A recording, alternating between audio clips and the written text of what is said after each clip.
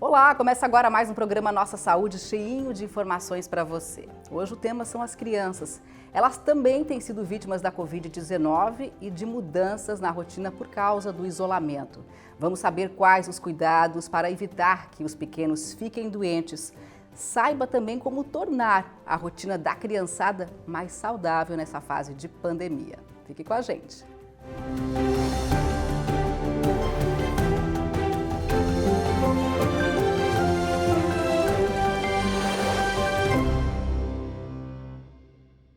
E os nossos entrevistados são o Dr. Tiago Dematê, médico pediatra, especialista em sono, Dr. Roberto Moraes, também médico pediatra, trabalha no Hospital Infantil Joana de Guzmão, na capital. Olá para vocês, sejam muito bem-vindos aqui ao programa. Olá, Rafaela, um prazer estar aqui com vocês, espero que façamos aí um ótimo programa. Meus cumprimentos a todos, obrigado pelo convite, vamos tentar desenvolver uma conversa agradável para todos. Com certeza, vamos começar então o nosso bate-papo aqui. Pela rotina de vocês, né, pela experiência no dia a dia, pelo trabalho de vocês, como é que vocês têm visto aí, como é que está a vida e a saúde das crianças nessa fase de pandemia, de isolamento? Eu acho que a gente está passando por estágios diferentes, né? Num primeiro momento aí com as notícias, com o aumento dos casos e com aquele primeiro grande fechamento que a gente teve, então as pessoas tiveram, né, um momento assim de adaptação meio que abrupta, né? Então, como que vai ser a nossa vida? O que a gente vai fazer? E criança não vai mais para a escola. E agora é um desespero geral, né? Parece que foi aquele caos. E parece que com o tempo as famílias estão se reorganizando, estão encontrando um novo jeitinho aí de viver nesse novo normal que é o tão falado, né? Então, eu acho que eu dividiria assim nesses dois momentos, né? Então, um primeiro momento de desespero, de desorganização familiar de uma forma geral, e com certeza essa desorganização da criança nesse ambiente caótico, porque pais, famílias desorganizadas, a criança acaba se desorganizando também nesse contexto.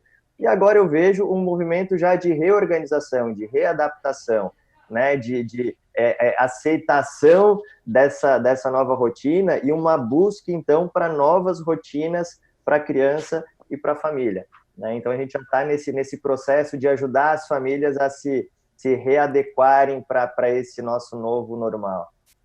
Eu percebo assim, que, de fato, num primeiro momento, houve muita confusão, até porque, na minha visão, os colégios, em geral, demoraram muito a apresentar uma nova rotina.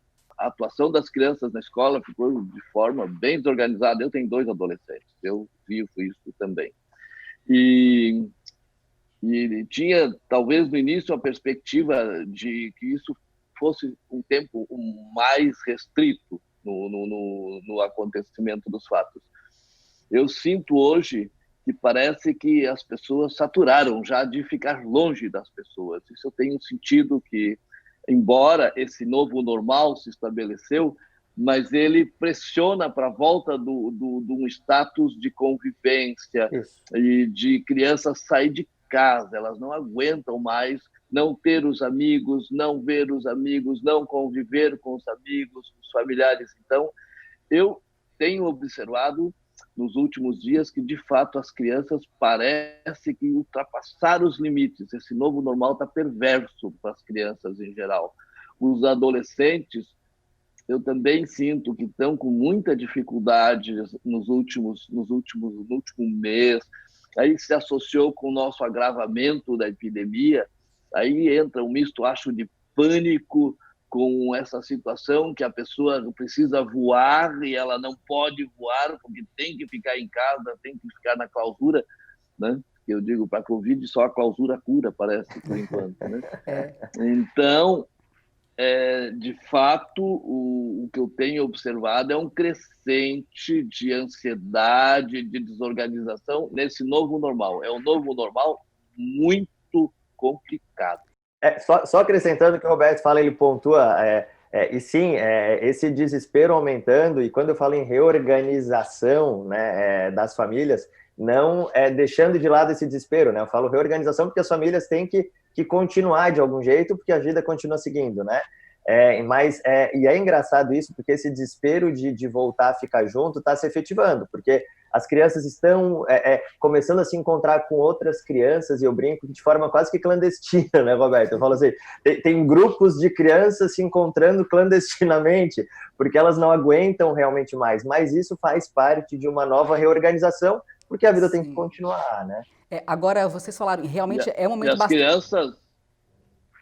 E as crianças verbalizam isso para ti no consultório. Exatamente. Elas falam, eu quero os meus amiguinhos, eu quero a professora, eu quero a escola. Crianças que tu tá vendo aí, 7 anos, 8 anos. É muito desafiador, é muito triste, né? Porque é uma criança que tinha a sua rotina de ir para a aula, atividades extraclasses, tinham as brincadeiras com os amiguinhos, né? Tinham liberdade, de repente elas não têm mais nada disso. O que gera tudo isso na criança em termos de saúde? Sem dúvida nenhuma, a gente tem essa variação de comportamento. Então, uma labilidade de humor muito importante, a criança com ansiedade, a criança que não consegue verbalizar. E é isso eu sempre gosto de pontuar, Rafaela, no consultório, que por mais que a criança não fale muita coisa, ela entende muita coisa, né? Então, ela percebe muita coisa, ela capta, só que ela não consegue processar em palavras adequadas para verbalizar. Olha, estou sentindo isso, estou triste com aquilo. E isso muitas vezes se manifesta de uma forma de criança, do jeito de criança, seja por uma agressividade, seja por uma intolerância, seja por uma agitação, né? E mais com sintomas mais agravados, então com humor deprimido, né? É muito difícil eu ver uma criança tristinha em casa porque está triste, né? Ela vai ficar irritada, ela vai tocar o terror, ela vai desorganizar essa família numa forma de chamar atenção. E, de novo, assim, eu tenho ouvido muitos relatos no consultório, eu faço muito consultório privado, de crianças que, num primeiro momento, se desorganizaram completamente, no sentido de que as mães não sabiam como lidar. 2 semanas as mães acharam divertido, né, ficar com essas crianças em casa de forma integral, né, e depois elas começaram a se desorganizar assim, não é só um tempo de férias, né, eu não vou voltar a ver meus amiguinhos, eu não vou voltar a gastar energia. E uma coisa é criança gastar energia com outra criança, né? Elas gastam efetivamente energia juntos. Agora, a criança com o adulto, ele vai ali moderando a brincadeira, ele não consegue fazer essa criança efetivamente colocar para fora todo esse gás, toda essa energia. E aí, depois dessas 2, 3 semanas, as crianças efetivamente começaram a tocar o terror, né? Então, começaram a vir as queixas de crianças muito ativas, daqui a pouco crianças muito irritadas, daqui a pouco crianças agressivas, crianças muito chorosas, né, crianças que começaram a dar mais os famosos pitis, assim, de aquelas crises de perda de controle, e junto a isso as crianças que não queriam dormir, né, porque de uma hora para outra se tornaram inativas, os dias ficaram mais longos, eu chego no final do dia sem estar cansado, porque eu fiquei o dia inteiro dentro de casa trancado, né, com a TV ligada lá, aumentando o número de casos, meus pais preocupados, eu preocupado com alguma coisa que eu não entendo muito bem, é o bichinho que eu não enxergo, né, e tive relato no consultório, assim, de uma criança os pais saíram de carro, enfim, foram para casa de uns parentes, e a criança começou a chorar dentro do carro, e aí a mãe perguntou, filho, o que tu está chorando? A criança não queria sair de casa por causa do bichinho, do Covid. Então ele pediu para fechar o vidro por causa do bichinho, que o bichinho ia entrar. Que foi a forma que ela tinha de demonstrar, olha, tô com medo disso, né? Mas até então ela não verbalizou. Agora tu imaginas o sofrimento dessa criança antes disso, carregando esse medo que a gente subestima, que a gente acha que não chega nela, né? A ponto de ela conseguir verbalizar isso, né? E tive uma outra criança também, que a mãe relatou que ela conseguiu verbalizar, que o medo dela era virar estrelinha, gente. Ouvi isso no consultório, Roberto, uma menina de 4 anos. Tá? Ela relatou nessa coisa toda de morte, porque ela entende, a mãe lá ligada na TV, e aí ela relatou que estava com medo de virar estrelinha. Então, assim, a gente tem que ouvir mais essas crianças e tentar traduzir isso tudo que a gente está ouvindo para elas de uma forma acessível, adequada para a idade, e de uma outra forma, proteger as crianças de informações inadequadas para a idade também, que isso se perdeu um pouco, está se perdendo demais com o tempo, né? Os pais estão perdendo um pouco esse filtro de mundo de criança, mundo de adulto, e de repente tudo meio misturado, né? Tá tudo muito misturado em tudo, inclusive, por exemplo, na hora de dormir, as crianças vão dormir quando os pais vão dormir também, não tem mais hora de criança e hora de adulto, A né? rotina está bem atrapalhada, né? Exato. E aí os pais se atrapalham, a criança se atrapalha junto, não tem jeito. Doutor Roberto. E fica muito complexo o estabelecimento dessas novas rotinas que precisam, porque tu fica numa situação de... Às vezes você fica preocupado em não aumentar o estresse dentro de casa também, né? Tanto como familiar, como o que os pais passam. Porque para criar rotinas, criar regras, a criança já está segregada, já está privada de poder liberar suas energias, né? Quando ia para a escola, quando ia para o parque, ia para as brincadeiras de rua, coisa assim, onde dá para pegar e liberar as suas energias e tudo mais. Porque nunca se deu tanto valor a ter playground, praça, do que agora, né? Porque quando tá tudo liberado, não querem sair de uma tela, tu tem que ficar controlando. E agora, nesse novo normal, gera esses paradoxos da vida aí. Agora o doutor Tiago falou numa questão muito importante, que é o sono. O sono é fundamental para adultos, para nós todos, né? E principalmente para a criança. E aí, como fazer com que a criança, no meio dessa rotina toda desregulada, ela realmente tenha um bom sono, um sono de qualidade, um sono reparador?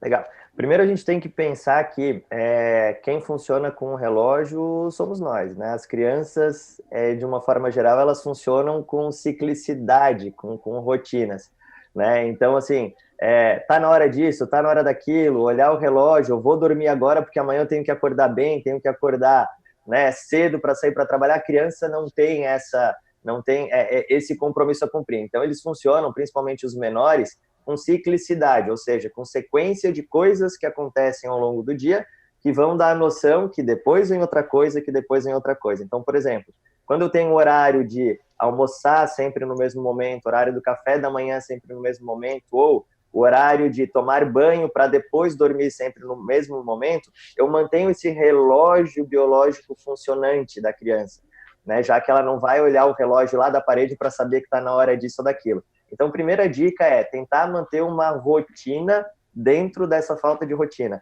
Pequenos marcadores, né? Então, o que a gente efetivamente dentro de casa pode manter para que essa criança mantenha essa noção de tempo? Então, consigo manter o horário de despertar sempre no mesmo horário, mesmo que ela não tenha atividade para executar formal?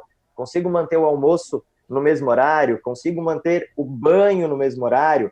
Então, se eu criar alguns marcadores de tempo ao longo do dia, ou seja, ações que se repetem sempre no mesmo horário, eu mantenho esse corpo preparado para dormir no mesmo horário. Porque se um dia eu almoço num horário, eu almoço no outro, um dia eu acordo no horário, eu acordo no outro, no final do dia, o saldo também vai ser diferente. Então, vai ter momento em que a criança vai ter sono e vai ter momento que não vai. E aí tem aquela fala dos pais, pô, eu chego no quarto, coloco meu filho para dormir, ele fica lá 1 hora pulando na cama e nada de dormir.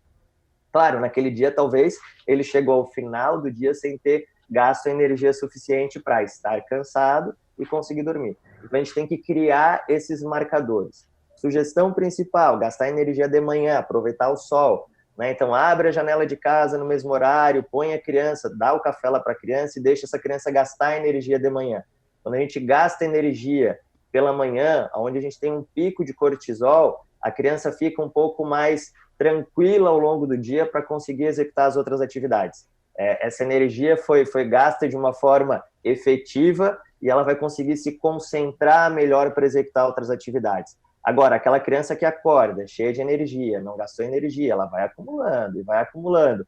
E eu quero fazê-la se concentrar, enfim, no início da tarde para uma atividade online da escola. E aí, no final da tarde, que eu vou jogar, que eu vou levar ela para a rua, que eu vou fazer alguma atividade com gasto energético, ela vai chegar a 1000 por hora na hora de dormir, né? Então, ela tem que gastar energia no início da manhã para ir desacelerando ao longo do dia e, então, chegar ao final do dia preparada para dormir. Então, eu daria essas duas grandes dicas, assim, criar uma rotina bastante estabelecida, pontualmente, então com marcadores de ritmo ao longo do dia, não que todas as atividades devam ser feitas exatamente do mesmo jeito, mas criar aquelas que são fundamentais, como comer, o banho, o horário de acordar, e efetivamente manter isso no mesmo horário. E gasto de energia pela manhã, para que à tarde a criança consiga aos poucos ir desacelerando e chegar à noite preparada para dormir.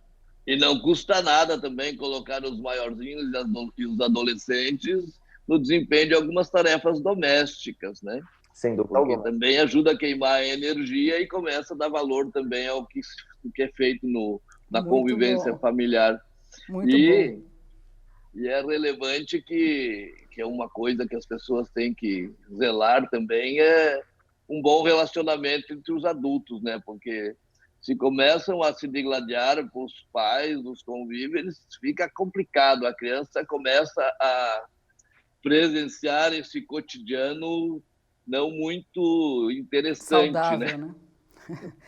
A gente vai fazer uma pequena pausa agora e na sequência a gente volta então com muito mais informações para vocês. Vamos falar quais são os sintomas da Covid nas crianças e como evitar que elas se contaminem. É só um instante, a gente volta já já.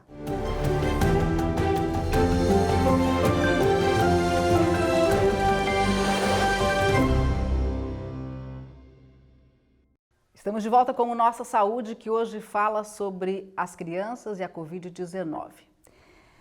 Eu queria saber de vocês, começando com o Dr. Roberto, né, que trabalha no Hospital Infantil Joana de Guzmão, que está lidando aí com esses casos de Covid. Como é que tem sido a doença nas crianças? Elas têm apresentado sintomas graves, mais leves? Enfim, fala um pouquinho para a gente sobre isso, doutor, por favor.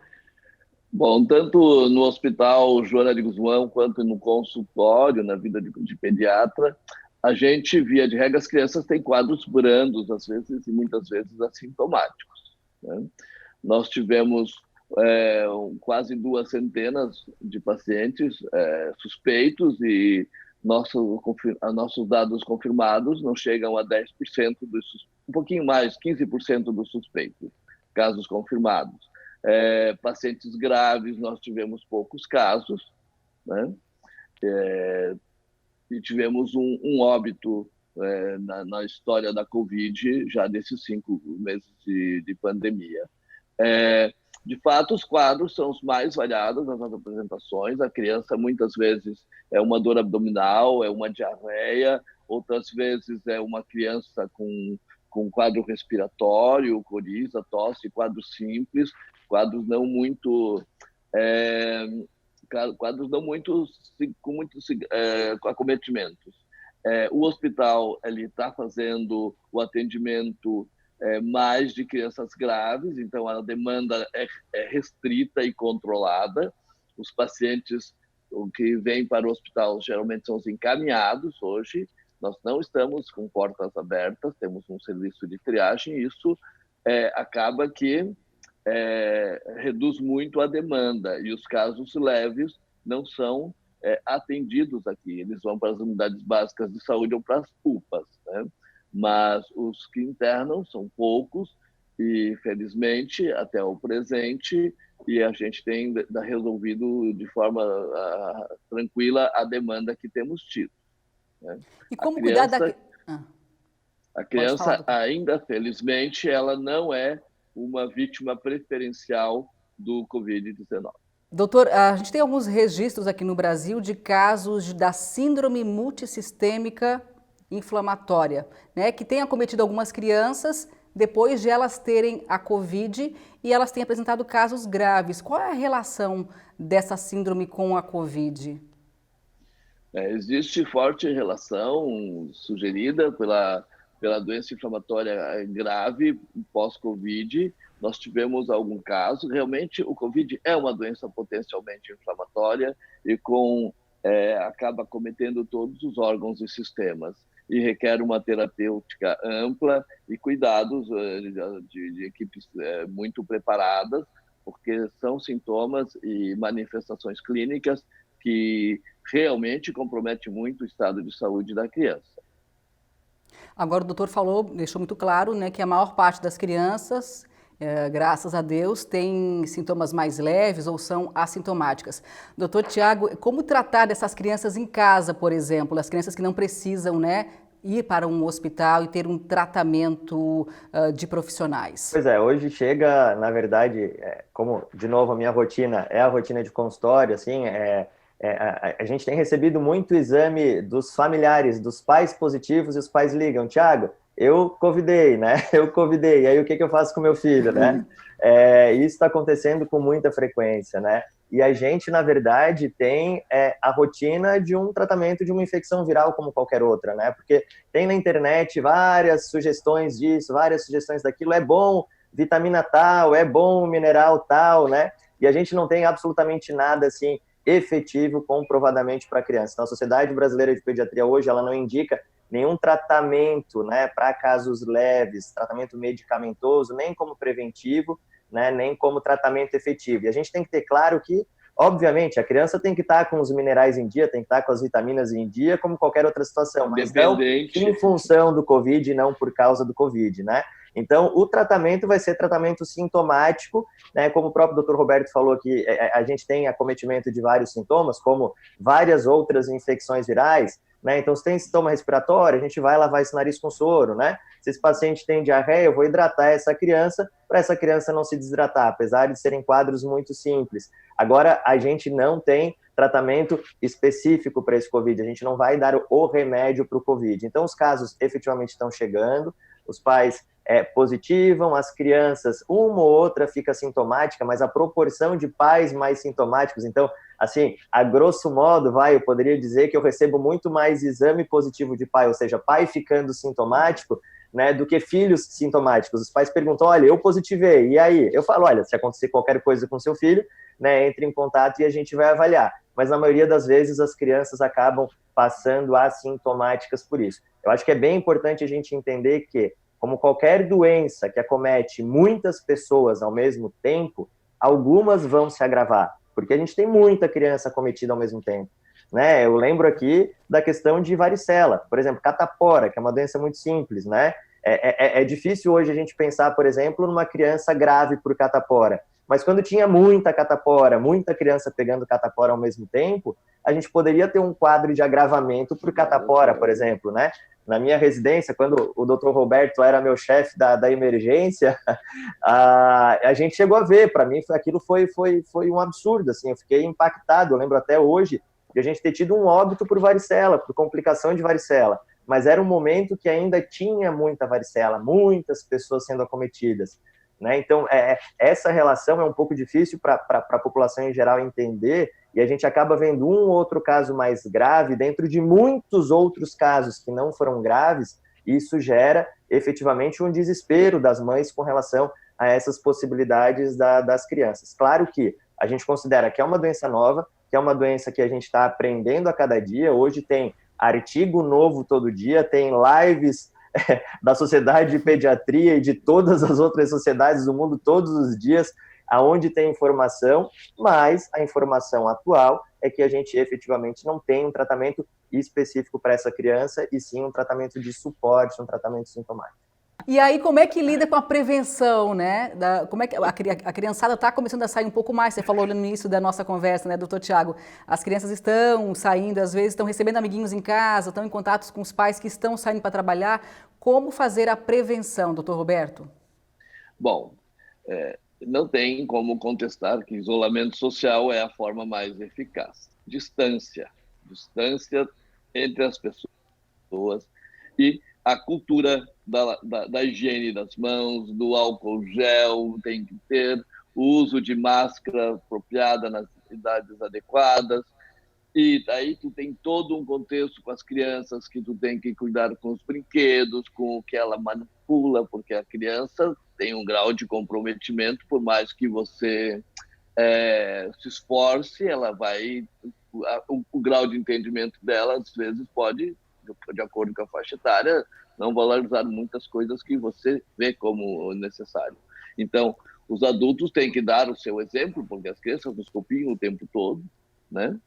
Então, temos que nos manter o máximo possível dentro de casa ainda e manter distância e muito álcool gel e muita lavação de mão. Não tem outra forma. Não tem escapatória.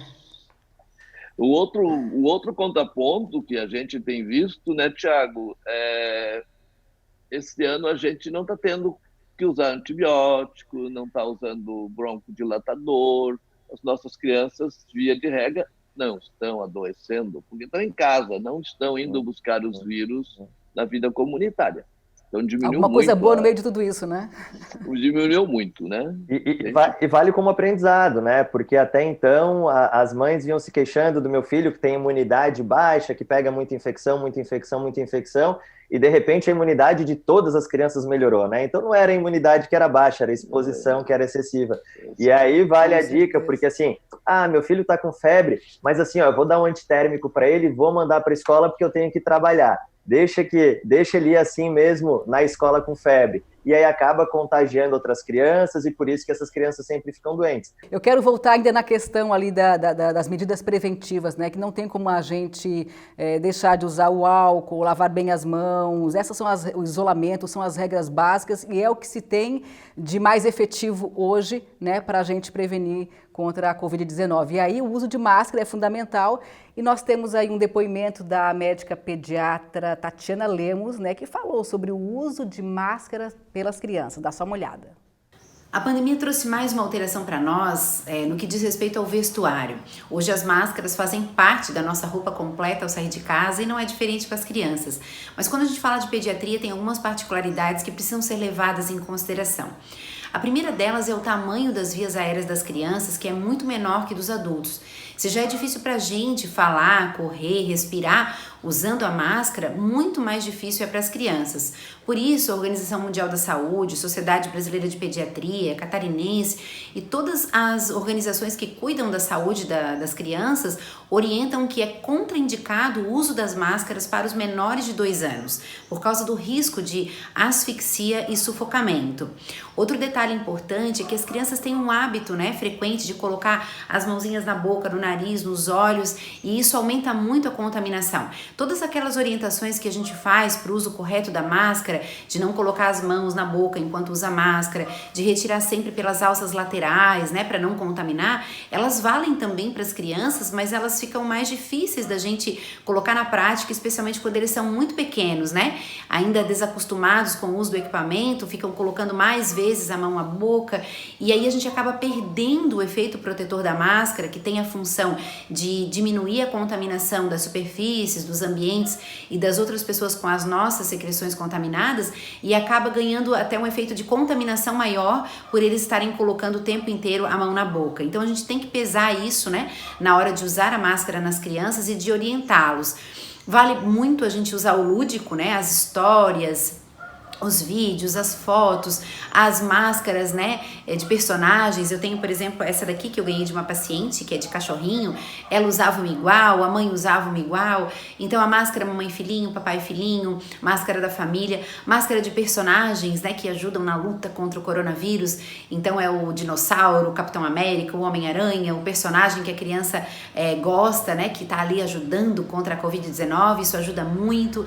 Deixar que as crianças coloquem a máscara nos pais, para ver como é que coloque nos bonecos, às vezes use em casa se quiser, sempre sob a nossa supervisão para que ela se habitue. Então, todas as medidas que a gente puder usar para que a criança aprenda a usar o equipamento de forma correta e segura, e também não deixe de ter os outros cuidados, como a lavagem de mãos, e todas as outras medidas que são tão importantes na luta contra o coronavírus. Algumas situações particulares também, como quando a criança tem uma crise de asma, de bronquiolite, com falta de ar, uma crise convulsiva, ou a criança que dormiu e estava usando a máscara, a gente tem que estar atento a essas situações que elas oferecem risco para a criança. Ela não deve usar nesses momentos, E algumas crianças também com algumas dificuldades, por exemplo, o autismo, que podem ter dificuldade com o equipamento, a gente vai ter que tomar uma atenção especial quando falar dessas crianças e o uso das máscaras, tá bom? Um abraço para vocês e a gente segue juntos na luta contra a Covid-19. Então nós vimos aí o depoimento da doutora Tatiana, muito importante essas informações aí sobre como utilizar as máscaras, lembrando que crianças de menos de 2 anos não podem usá-las, E de repente tentar realmente usar essa forma lúdica para que as crianças maiores consigam efetivamente usar essa proteção, Agora o que eu quero saber do senhor, doutor Roberto, é o seguinte, pais que têm que levar as crianças para o médico, visita de rotina, vacinas, como é que devem proceder nesse momento? Bom, a criança é um ser em desenvolvimento, em crescimento, um processo muito acelerado e muito de risco às vezes. As crianças precisam fazer suas consultas de rotina. Fica muito arriscado a gente perderam marcos importantes no desenvolvimento e no crescimento da criança por não vê-las por tanto tempo. Certo? Então, as consultas, com todo cuidado, devem ser realizadas. As vacinas também. A gente já tem problema de sobra com o Covid para arrumar outros problemas por falta de vacinas. Que os órgãos públicos se organizem, que as demandas sejam bem organizadas para evitar contatos íntimos e com todos os zelos possíveis para manter o distanciamento social, mas que se mantenham as vacinas e que venha logo essa vacina do Covid para a gente poder voltar ao normal, anormal. Muitíssimo obrigada, adorei o nosso bate-papo. A vocês um excelente dia, sucesso no trabalho de vocês. Grande abraço. Muito obrigado, até mais. Até mais. E assim então a gente vai encerrando Nossa Saúde de hoje. A você muito obrigada pela audiência e até uma próxima.